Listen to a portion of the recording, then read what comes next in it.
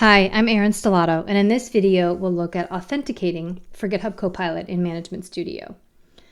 We have SSMS installed, and from the Visual Studio installer, we can just launch it directly. I am going to sign in with my Microsoft account here. You don't have to. You could sign in with your GitHub account, but we'll select my Microsoft account because I connect to a lot of Azure databases, and this just makes it a bit easier.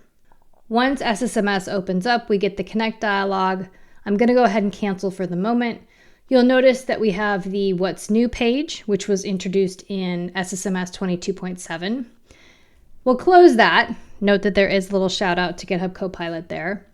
And in the top right, there's a notification about using your Copilot account. So you could sign in there, but if not, you could go up to your profile and select account settings. And from here, select Add to add your GitHub account. If you don't do either of those, there's a third option.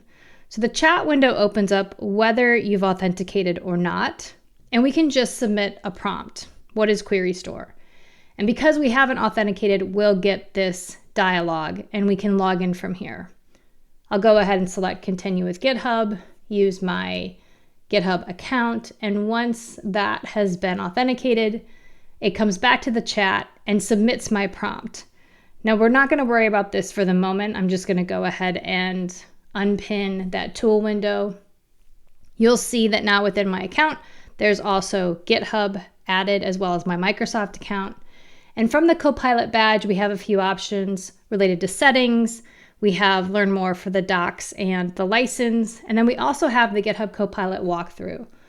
The walkthrough is something you can come back to at any time to get more information about the features of GitHub Copilot. Thanks for watching.